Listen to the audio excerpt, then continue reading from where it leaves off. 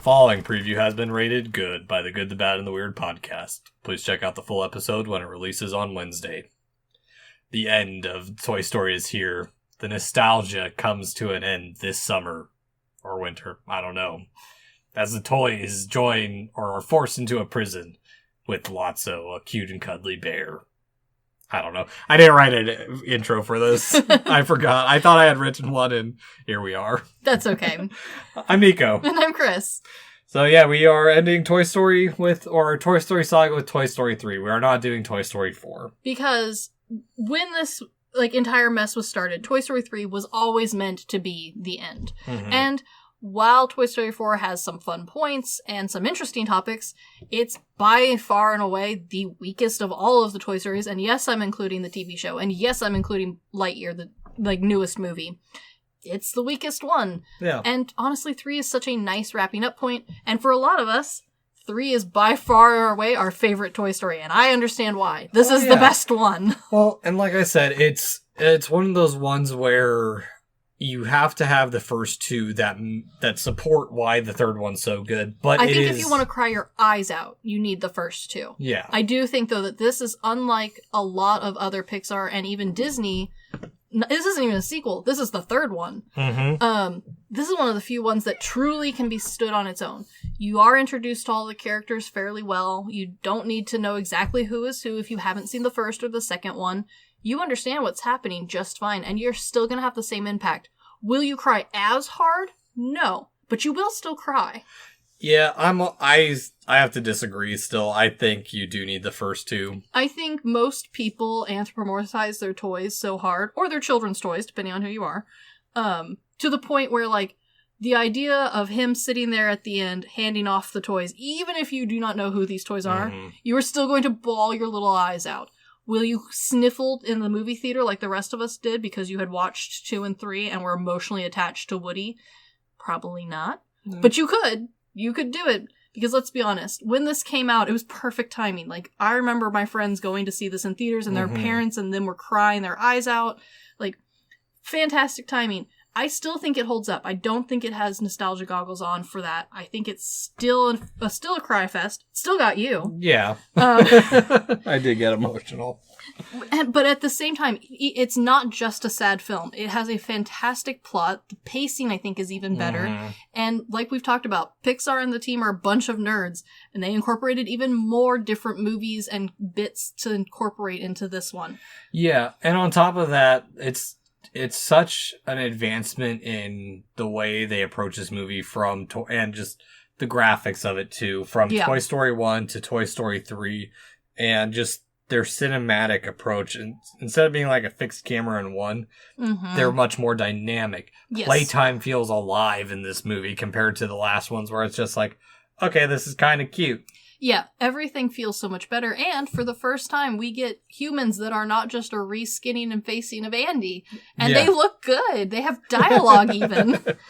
Yeah, well, and I think that's the other thing, too, is it makes it more it makes it more approachable than I'd say 1 and 2. There's a humanity to it that... Yes. I also think that the animators had heard Nico's internal complaints, because a lot of the small questions that you have had over the course of our journey of watching this on, what makes a toy alive?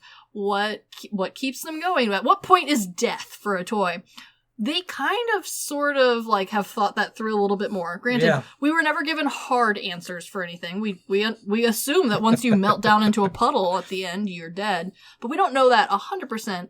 But you can tell that the animators also had come across these thoughts and questions and were okay, so for this version, we're going to add in more. We're going to add in more toys that are broken. We're going to add in more references to what the end of a toy would be, running out of batteries, being thrown away. Not being played with really causes them to decline. Rex is in a terrible state at the beginning of this film. He is so desperate to be played with. Yeah, I still kind of wish there was a Cronenberg version of this, but that would be cool. But no, it did come out with a 3D version if you really want. It's not super worth it. It did come out with the best surround system, and that includes for that home version. Yeah, but that's all just minimal. It is. I will say that This is by far the most, like, adult version of Toy Story. I think if you were to put a movie on to entertain a kid without you being there, this might not necessarily be it. I mean, it has lots of bright colors, but the pacing's for an older audience. The ideas, the dialogue are all definitely aimed a little higher, which is good. Most people liked that this movie had aged with them, because the first one was very much a kid's film. You could watch it without, like, parents needing to help you through it. Yeah, no. And I don't know. It's just one of those ones that I feel is going to be a timeless classic. It is already a timeless classic. I hate to break it to you, but this movie is well over a decade old already. Oh, yeah. I didn't even think about that. Yeah. It is already a classic. I'm so sorry to inform you. God, yeah, the kids who are watching this are probably about to go off to college soon, too, at times. Or some of them. Yeah. I forget. I work with someone who was born in 2000, and it's so weird at times. Yeah, it's upsetting, but you eventually get just kind of slap on the, old cane like Lotso and just old person cripple your way around the office. He does call me old a lot. As he should. But yeah, I don't know. There's just something special about this movie, and just the series in general. 100%. I also think this is, if you are looking to indulge in Pixar's, entire library of works, this is, I think, for Pixar, up there with some of their greatest works. This is by far one of the best full-length movies. I mean, there's others that also hit the same level of emotion, but as far as, like, a trilogy ender and, like, something that's really made an impact, not just in, like, oh, that movie was good or it moved me. This movie is something that people still manage to bring up. Whereas, don't get me wrong, I like Soul. It did not have the same impact that Toy Story 3 did. No. It did not reach as many people. It did not make nearly as much money. My God, this movie made a lot of money. It was back in theaters like a couple weeks ago. Yeah, this movie's still relevant, even if you don't necessarily hear about it regularly.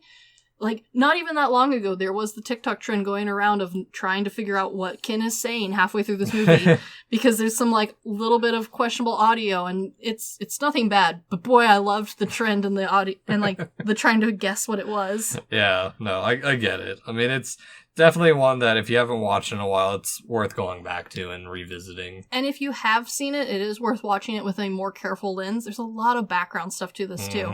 They added so much more for the toys, for the environment. Everything is so much more detailed. And like every one before of it, they've added more modern toys, more newer toys that you're going to recognize. Yep. Definitely worth it. So. Definitely worth the watch. But anywho, this has been the Good, the Bad, and the Weird previews. Check out the full episode. Peace.